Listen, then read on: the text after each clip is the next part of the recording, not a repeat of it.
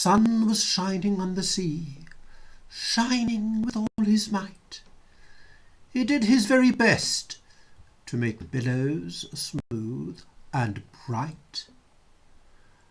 And this was odd, because it was the middle of the night. The moon was shining sulkily, because she thought the sun had got no business to be there after the day was done. "It's very rude of him," she said, "to come and spoil the fun." The sea was wet, as wet could be. The sands were dry as dry. You could not see a cloud, because no clouds were in the sky.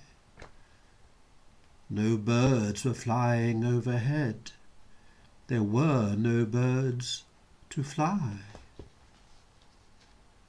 The Walrus and the Carpenter were walking close at hand. They wept like anything to see such quantities of sand. If this were only cleared away, they said, it would be grand. If 7 maids with 7 mops swept it for half a year, do you suppose, the Walrus said, that they could get it clear? "I doubt it," said the Carpenter, and shed a bitter tear. "Oh, oysters, come and walk with us," the Walrus did beseech. A pleasant walk, a pleasant talk along the briny beach. We cannot do with more than 4, to give a hand to each. The eldest oyster looked at him. "Never a word," he said. The eldest oyster winked his eye and shook his heavy head, meaning to say he did not choose to leave the oyster bed. But 4 young oysters hurried up, all eager for the treat. Their coats were brushed, their faces washed, their shoes were clean and neat. And this was odd, because they hadn't any feet. 4 other oysters followed them, and yet another 4. And thick and fast they came at last, and more, and more, and more, all hopping through the frothy waves and scrambling to the shore. The Walrus and the Carpenter walked on a mile or so, and then they rested on a rock conveniently low, and all the little oysters stood and waited in a row.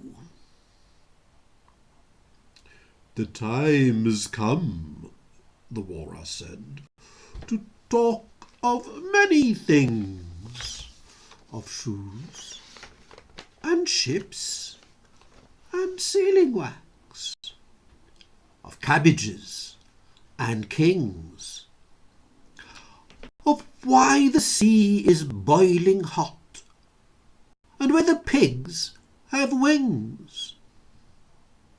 "But wait a bit," the oysters cried, "before we have our chat, for some of us are out of breath, and all of us are fat." "No hurry," said the Carpenter. They thanked him much for that. "A loaf of bread," the Walrus said, "is what we chiefly need. Pepper and vinegar besides are very good indeed. Now, if you're ready, oysters dear, we can begin to feed." "But not oysters cried, turning a little blue. After such kindness, that would be a dismal thing to do. The night is fine, the Walrus said. Do you admire the view? It was so kind of you to come, and you are very nice. The Carpenter said nothing, but cut us another slice. I wish you were not quite so deaf. I've had to ask you twice. It seems a shame, the Walrus said, to play them such a trick, after we've brought them out so far, and made them walk so quick. The Carpenter said nothing, but the butter spread too thick. I weep for you, the Walrus said.